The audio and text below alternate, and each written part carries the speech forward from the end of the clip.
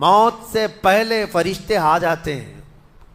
چاہے تم اچھے آدمی ہو، بیٹھے ہوئے ہو، تم کو بھی اگر موت آنی ہے تو تم پہلے فرشتوں کو دیکھنے لگ جاؤ گے، لیکن بتا نہیں سکتے کسی کو. موت سے تھوڑی دیر پہلے فرشتے قریب آ جاتے ہیں. پہلے جماعت فرشتوں کی آتی ہے، پھر ملک الموت آتے ہیں. ملک الموت ان فرشتوں کے بیچ آتے ہیں. جیسے ہی یہ مرنے والا آدمی ملک الموت کو دیکھ لیتا ہے، پھر اس کے جسم میں کپ کپی طاری ہو جاتی ہے. اور ایسی کپ کپی طاری ہوتی ہے کہ کبھی پیشاب نکل جاتا ہے، کبھی پخانہ نکل جاتا ہے. اکثر دیکھنا مرنے والوں کی نجاست نکل جاتی ہے. ملک الموت کو وہ بہت قریب سے دیکھتا ہے، اور ان کی دو شکلیں ہیں.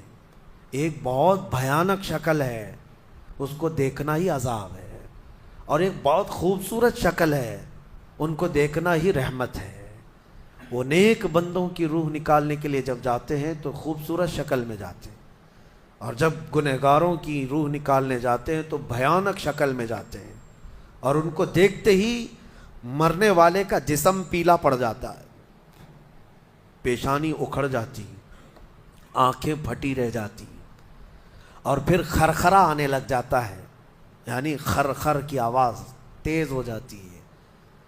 وہ بولنا چاہتا ہے اپنے پاس والوں کو، لیکن بول نہیں سکتا، بند ہو جاتا ہے. یہ وہ وقت ہے جب اس کے توبہ کا دروازہ بھی بند ہو جاتا ہے. اب اگر فرشتوں کو دیکھ کر کوئی توبہ بھی کر لیا، ایمان لایا، تو اس کا ایمان قبول نہیں. اس وقت سے پہلے پہلے تک جو بھی ایمان لایا یا توبہ کیا، اس کی توبہ قبول ہے. لیکن موت کا خرخرا آ گیا اور فرشتوں کو دیکھ لیا، اس کے بعد بہت سارے کافر بھی پکاریں گے کہ ہم ایمان لاتے ہیں اللہ پر. نہیں، اب ایمان قبول نہیں ہوگا. موت اتنی آسانی سے نہیں آتی، اس کا پروسیس ہے. فرشتے آتے ہیں، ملک الموت آتے ہیں، پھر اس کے بعد اس کو گھور کر دیکھتے ہیں، پھر اس کو چت لٹا دیا جاتا ہے، یا جس حالت میں بھی ہے وہ گر جاتا ہے. کھڑا ہے تو گرتا ہے، بیٹھا ہے تو گرتا ہے، موت آنے سے پہلے لڑک جاتا ہے.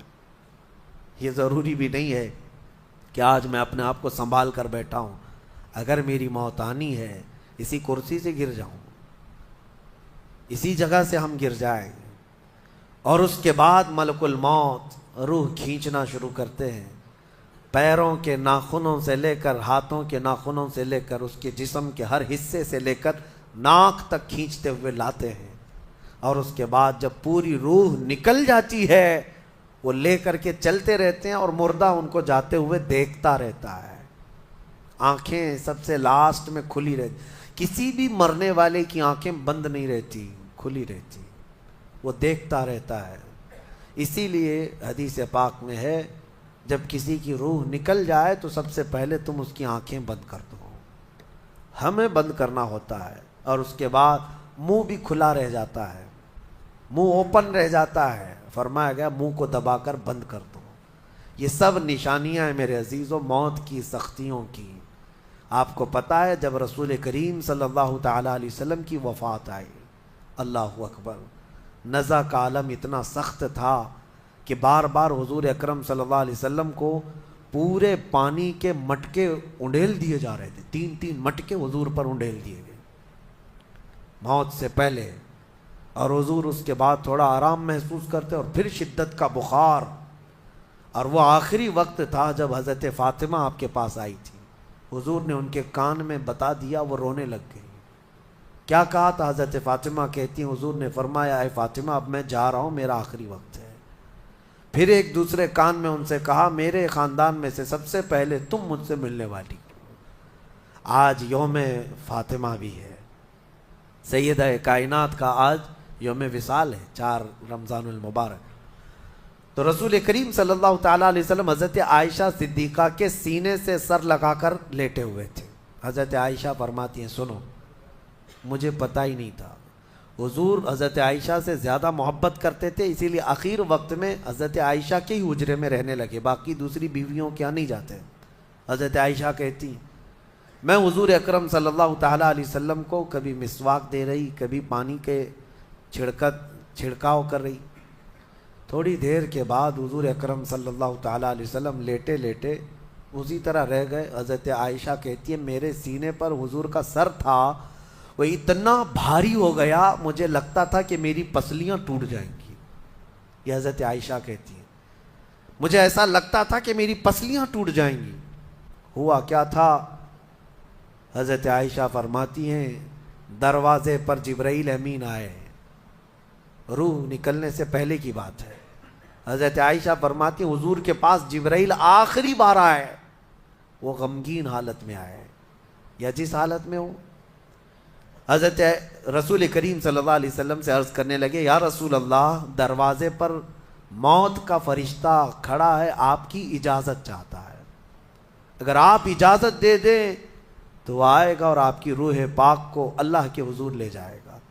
اور یا رسول اللہ آج سے پہلے اس فرشتے نے کسی سے اجازت نہیں لی اور قیامت تک کسی کی روح نکالنے کے لیے وہ اجازت لے گا بھی نہیں. یہ صرف رسول پاک کی خصوصیت تھی. حضور نے فرمایا آنے دو. ملک الموت آئے اور جب حضور کی اجازت سے روح نکالی تو حضرت عائشہ کہتی ہیں اتنا بھاری ہو گیا تھا سر کہ مجھے لگتا تھا کہ میری پسلیاں ٹوٹ جائیں گی سینے کی. اور اس کے بعد حضرت عائشہ فرماتی ہیں میں نے حضور کے سر مبارک کو نیچے کی طرف کیا, مجھے پتہ بھی نہیں تھا کہ حضور کا انتقال ہوا.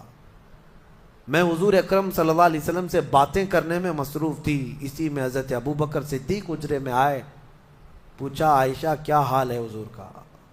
حضور اکرم صلی اللہ علیہ وسلم کو دیکھا حضرت ابو بکر نے اور پیشانی مبارکہ پر ہاتھ رکھا تو وہ بہت ٹھنڈی تھی. ماتھے کو بوسہ دیا اور ایک آہ بھری اور ایک جملہ کہا تھا یا رسول اللہ ایک بار موت آنی تھی وہ آپ پر آ گئی, اب موت کی سختی اللہ دوبارہ کبھی آپ کو نہیں عطا کرے گا.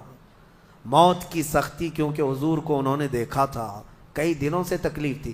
13 دن تک حضور پاک صلی اللہ علیہ وسلم کو تکلیف تھی, 13 دن تک. حضرت ابو بکر کہتے ہیں یا رسول اللہ اب موت کی سختی دوبارہ کبھی نہیں آئے گی, جو اللہ کا وعدہ تھا وہ پورا ہو گیا. پورا کھل کر کے رو بھی نہیں پا رہے تھے ابو بکر صدیق اور اپنے اندر دبا بھی نہیں پا رہے تھے.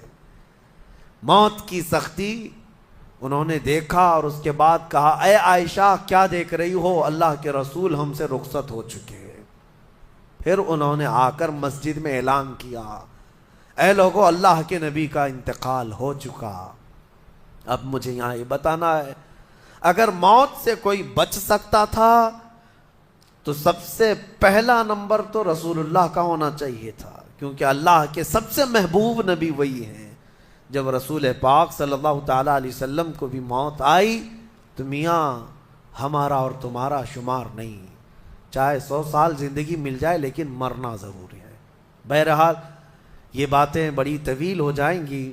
موت کا تذکرہ اس لیے بھی میں زیادہ کرتا ہوں کہ حدیث پاک میں ہے مومنوں کو یہ تذکرہ کرو تاکہ ان کو گناہوں سے نفرت پیدا ہو جائے اور آخرت کے سفر کی تیاری وہ شروع کریں. اللہ کریم ہم سب کو دنیاوی خرافات سے محفوظ فرمائے, دنیا کی لذتوں سے اور یہ فانی خرافات میں مبتلا ہو کر آخرت بھولنے سے اللہ ہماری حفاظت فرمائے.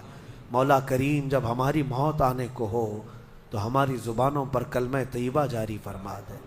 رب ذوالجلال موت سے پہلے تیرے حبیب پاک کے چہرے کی زیارت نصیب فرما. اے کریم خدا کیا ہی بہتر ہوتا, میں گنہگار ہوں اور بڑے مرتبوں کی خواہش, تو کریم ہے خدایا تیری بندہ پروری ہے, کیا ہی بہتر ہوتا مولا کہ موت آئے تو رمضان کا مہینہ مل جائے, جمعۃ المبارکہ مل جائے. مولا تیرے وعدے کے مطابق ہم قبر کے عذابات اور سوالات سے محفوظ ہو جائیں. اے اللہ آج کی اس تفسیر پاک میں تیری جلال و جبروت اور تیری عزت کا وسیلہ لیتے عرض کرتا ہوں ہم میں سے جو رخصت ہو چکے ہیں, ہمارے آبا و اجداد, ہمارے باپ, ہماری مائیں, ہمارے رشتہ دار جو قبروں میں برسوں سے اب آرام کر رہے ہیں, اے اللہ تو اس رمضان کے صدقے ان کی مغفرت فرما دے. اے کریم خدا ہمارے گھروں میں عید آ جاتی ہے, رمضان کے آتے ہی دسترخوان بھر جاتے ہیں, ہمارے گھروں میں خوشیاں دوبالا ہو جاتی ہیں. ہمیں نہیں معلوم قبروں والوں کے ساتھ کیا ہوتا ہے, ہمیں پتہ نہیں قبرستان میں ان کے ساتھ کس طرح کی راتیں ہیں اور کس طرح کے دن ہیں. اے کریم خدا تجھے تیرے جلال و جبروت اور تیری عزت کی قسم، جو مومنین ہم سے رخصت ہوئے ہمارا کسی بھی طرح کا ان سے تعلق رہا ہو، مولا اس عید سے پہلے ان کو جنتی خان نعمت عطا فرما دے۔ اے اللہ ان سب کو بھی رمضان کی بہاریں عطا فرما۔ تم جہاں کہیں پر بھی جاؤ موت تمہیں آ کر پکڑے گی۔ بروج مشیدہ کا مطلب ہوتا ہے بہت ہی پکے محل میں بھی اگر تم بیٹھ جاؤ، بہت مضبوط محل میں تم بیٹھ جاؤ، موت آنا ہے وہاں پر بھی آئے گی۔ ہم نے دیکھا ہے بڑے بڑے محلات میں رہنے والے بھی، اور جنہوں نے آسمان چھوتی ہوئی عمارتیں بنائی وہ بھی موت کے ہتھے چڑھی گئے۔ موت تو آنا ہے۔ آج ہمارا حال یہ ہوتا ہے کہ دنیا میں اس قدر مصروف ہو جاتے ہیں کہ موت کو بھول جاتے ہیں۔ تمہیں پتہ بھی ہے کہ اچانک آنے والی یہ موت بالکل مہلت نہیں دیتی، بالکل مہلت نہیں دیتی۔ آپ اگر آس پاس میں اپنی نظریں ڈالیں تو آپ کے دوستوں میں کئی جا چکے ہوں گے، جن کی عمر زیادہ نہیں تھی وہ جا چکے۔ موت کے لیے عمر کوئی متعین نہیں ہے کہ بڑھاپے میں آئے گی یا بیماری سے آئے گی۔ اچھے لوگوں کو بھی موت آ جاتی ہے، چلتے پھرتے لوگوں کا جنازہ آ جاتا ہے۔ کسی کے لیے بھی کوئی وقت معین نہیں۔ اور قرآن میں اللہ تعالیٰ یہ فرماتا ہے اگر بندہ موت سے بھاگنے کے لیے، جس کو کہتے ہیں پریکاشن لینا، کہیں جا کر کے محفوظ مقام پر چھپنے کی کوشش کرتا ہے، وہ آئے گی موت۔ بزرگوں نے ایک حکایت لکھی ہے کہ ایک بادشاہ کو نجومیوں نے بتایا تھا کہ فلاں دن تمہاری موت آنے والی ہے۔ نجومی ستاروں کا علم جاننے والے اٹکل پچھو سے کچھ نہ کچھ تو بتا دیتے تھے۔ تو اس بادشاہ کو نجومیوں نے جب دن بتایا، اس دن اس نے کیا کیا، ایک ایسا حجرہ، ایک کمرہ بنایا جس میں کوئی چیز آ ہی نہیں سکتی، کوئی چیز نہیں، صرف اس نے ایک سوراخ رکھا ہوا کے لیے، اور اس میں سے مچھر بھی نہ آ سکے، مکھی بھی نہ آ سکے۔ اس حجرے کے اندر وہ چلا گیا۔ وہ پورا دن اس کو تھا کہ میں موت کو چکما دے دوں گا۔ اور نجومیوں نے یہ بتایا تھا کہ بچھو کے ڈنک مارنے سے تمہاری موت آئے گی۔ اس نے کہا بس مجھے بچھو سے بچنا ہے، بچھو نہ آنے پائے ایسا میں پورا انتظام کر لوں گا۔ اس نے پورا ایک راؤنڈ شیپ کا کمرہ بنایا اور اس میں اندر بند ہو گیا۔ لیکن اس کی ایک کمزوری یہ تھی کہ اس کا گھوڑا تھا، بہت بے حد اس کو عزیز تھا، وہ گھوڑے کو چھوڑ کر کبھی رہتا نہیں تھا۔ اس نے کہا مجھے اور میرے گھوڑے کو بند کر دو، آج موت کا دن ہے، اگر آج کے دن میں نے موت کو چکما دے دیا تو پھر ہمیشہ کی زندگی ہے، ٹائم اگر ٹل گیا تو پھر موت نہیں آئے گی۔ تو وہ اس نیت سے وہ روم کے اندر بند ہو گیا اور لوگوں سے کہا کہ کوئی مجھے نہ دروازہ کھولے اور نہ کسی کے لیے دروازہ کھولے، پورا دن گزرنے دو۔ دن گزرتا رہا، شام کا وقت قریب آیا، اس کے ساتھ تھا اس کا گھوڑا اور وہ کوئی نہیں۔ اتفاق دیکھیں، اللہ رب العزت کی طرف سے جو سبب بننا ہے وہ بنے گا۔ اس کے گھوڑے کو بہت تیز چھینک آئی اور اس کی چھینک سے اس کی ناک سے بچھو نکلا اور اس بادشاہ کو ڈنک مارا اور وہیں اس کی موت ہو گئی۔ اینما تکونوا یدرککم الموت، اللہ نے فرمایا تم جہاں کہیں رہو موت آ کر پکڑ لے گی۔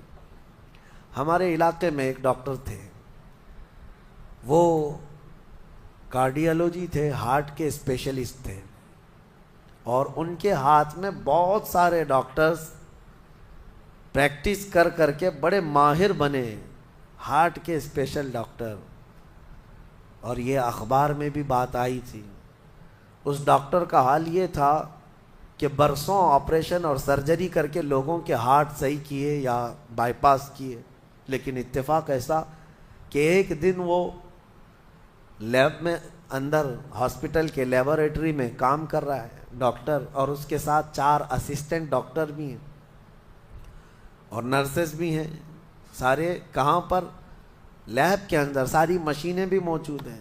اس ڈاکٹر کو وہیں پر ہارٹ اٹیک آیا، جو ہارٹ کا خود اسپیشلسٹ ہے، اور دوسرے ڈاکٹرز وہاں پر موجود بھی ہیں۔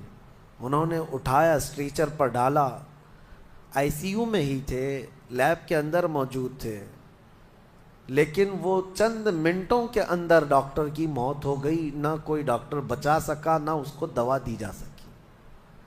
سب سے ماہر ہارٹ کا ڈاکٹر ہاسپٹل کے اندر، جو سب سے محفوظ جگہ ہو سکتی ہے بیماروں کے لیے، میاں ہمارے گھر میں کسی کو اٹیک آئے تو دوڑ کر کہاں لے جائیں گے؟ ہاسپٹل۔ اور جو خود کس کے پاس لے جائیں گے؟ ڈاکٹر کے پاس۔ جو خود ڈاکٹر ہے اور خود ہاسپٹل میں بیٹھا ہوا ہے، اس کو ہی اگر آ جائے، اور قریب میں ڈاکٹرز بھی موجود ہیں لیکن بچا نہ سکے، یہ رب ذوالجلال کا فرمان، جب وعدہ مکمل ہو جائے تو پھر کوئی طاقت تمہیں موت سے روک نہیں سکتی۔ آپ کو پتہ ہے ایک بہت بڑا شخص ہے دنیا کا جو کئی حکومتیں بدل دیا کرتا تھا، جس کا نام غالباً لیکن ہے، سیمسنگ کمپنی کا، جس سے کوئی تعلق ہوگا آپ سرچ کریں تو پتہ چلے، کوریا کا رہنے والا، اور اس کی وجہ سے حکومتیں بدل دی جاتی تھیں۔ اس قدر مالدار آدمی، اس کی مرضی کے بغیر تو کوئی حکومت نہیں قائم ہوتی تھی۔ اتفاق ایسا ہی غالباً 2012 یا 11 کے آس پاس کی بات ہے، جہاں تک میرے علم میں چیز آئی، ایسی ایک بیماری میں مبتلا ہو گیا کہ کوما میں چلا گیا، اور اس کا بیٹا تھا ارب پتی، نہیں بلکہ اس سے بھی زیادہ، کئی ہزار کروڑ کا مالک۔ پوری دنیا بھر کے ڈاکٹرز کو بلایا گیا اس کو بستر سے اٹھانے کے لیے، لیکن کوئی ڈاکٹر نہیں اٹھا سکا۔ کروڑوں کی فیس لی ڈاکٹرز نے، ہر طرح کا علاج کیا، 4 سال تک وہ بستر پر لگا رہا، اس پر نہ جانے کتنی دولت خرچ ہوئی۔ اخیر میں ڈاکٹروں نے کہا، اربوں روپیے اس کے بستر سے اٹھانے کے لیے جنہوں نے خرچ کیا تھا، بیٹے نے خرچ کیا تھا، ڈاکٹروں نے اخیر میں ہاتھ اٹھا کر کہا، اب تیرے باپ کو کوئی نہیں کھڑا کر سکتا، اس کی موت آ چکی ہے، موت ہو گئی۔ میں یہ کہنا چاہتا ہوں، اللہ نے فرمایا تم مضبوط سے مضبوط محل کے اندر کیوں نہ ہو، موت آئے گی۔ مجھے بتاؤ، جس کے پاس دنیا کا اتنا مال پڑا ہوا ہو، وہ کیوں نہیں خرید سکا کوئی ایسی دوا جو اس کو بستر سے کھڑا کر سکے؟ یاد رکھیں میرے عزیزو، دنیا کی ساری چیزیں اسی کی دھری کی دھری رہ جائیں گی۔ جس وقت ہمارا بلاوا آ جائے، تم قریب میں لوگوں کو دیکھتے رہ جاؤ گے اور آنکھیں تمہاری کھلی رہ جائیں گی۔ اسی لیے میرے آقا صلی اللہ علیہ وسلم خود فرماتے ہیں، میں ایک سجدے میں جاتا ہوں تو مجھے اس بات کا یقین نہیں ہوتا کہ دوسرے سجدے تک میں زندہ رہوں گا۔ یہ سید الانبیاء فرما رہے ہیں، رسول رحمت فرما رہے ہیں۔ اور جس طرح سے آج ہم اپنی موت کو بھول بیٹھے ہیں، گناہوں کی کثرت ہو جاتی ہے، نفس غالب آ جاتا ہے، عیاشیاں شروع ہو جاتی ہیں، موت کا خوف ایسا ہے کہ خود میرے آقا نے فرمایا، سب سے بہترین نصیحت کرنے والا تمہاری زندگی میں اگر کوئی ہے تو وہ موت ہے۔ لوگوں کے جنازے دیکھو اور ان کی بے بسی دیکھو، ان کی مجبوری دیکھو، اور اس کے بعد تم بھی محسوس کرو کہ تمہارے ساتھ بھی یہی کیفیت ہوگی۔ وہ چھوٹی سی قبر، وہ چھوٹی سی ایک ایسی قبر جس میں نہ چٹائی، نہ تکیا، نہ اوڑھنا، نہ بچھونا، اور ہاتھ چوڑے کرو تو قبر کی دیواریں لگنے لگ جائے، ہاتھ اٹھاؤ تو اوپر کی تختیاں لگنے لگ جائیں۔ ممبئی والوں کو تو اور بھی چھوٹی قبر ملتی ہے، یہاں تو اتنی چھوٹی ہے کہ ٹیمپرری کھودی جاتی ہے کہ 6 مہینے بعد پھر نکال دینا ہے۔ میرے عزیزوں، اس ایک چھوٹی سی قبر کے اندر تمہیں برسوں بتانا ہے، برسوں بتانا ہے، اس جسم کے ساتھ وہیں سونا ہے۔ کبھی میں سوچتا ہوں، ہماری آنکھیں اگر بند ہو جائیں اور ہمیں پتہ چلے کہ باہر فلاں فلاں چیزیں ہو رہی ہیں اور ہم کھولنا چاہیں نہیں کھلتی تو بے چینی ہونے لگ جاتی ہے، گھبراہٹ سی ہونے لگتی ہے۔ قبر میں یہی حال ہوگا کہ تمہارے اطراف ہونے والے سارے معاملات تمہیں پتہ ہوں گے، حتیٰ کہ حضور فرماتے ہیں قبرستان میں چلنے والے کے پیروں کی آواز تک تم سنو گے۔ مردہ سنتا ہے، سلام تو دور کی بات ہے، پیروں کے چلنے کی آواز بھی سنتا ہے، اور جب سنتا ہے سارے معاملات، لیکن آ نہیں سکتا باہر، کسی کو کچھ کہہ نہیں سکتا، بول نہیں سکتا۔ کیسی بے چینی ہوگی، وہ کیسی گھبراہٹ ہوگی۔ بڑے بڑے اولیاء اکرام، حتیٰ کہ سیدنا عثمان ابن عفان رضی اللہ تعالیٰ عنہ، داماد رسول، امیر المومنین، خلیفہ رسول، جب رات کے وقت مصلی پر کھڑے ہوتے اور قبر کی کوئی آیت تلاوت کرتے تو اتنا روتے تھے کہ ان کا مصلی آنسوؤں سے بھیگ جاتا تھا. صبح ان کے مصلی کو نچوڑ کر سکھایا جاتا تھا. لوگ ان سے پوچھتے آپ قبر کے متعلق اتنا خوف زدہ کیوں ہو جاتے ہیں؟ مرنا تو سب کو ہے. حضرت عثمان غنی فرماتے یہ ہماری پہلی منزل ہے، اگر یہ نکل گئی تو ساری منزلیں آسان ہیں. اینما تکونوا یدرککم الموت، اللہ فرماتا ہے. اور کئی جگہ قرآن میں یہ آیتیں آئی ہیں میرے عزیزوں. جانا ہم سب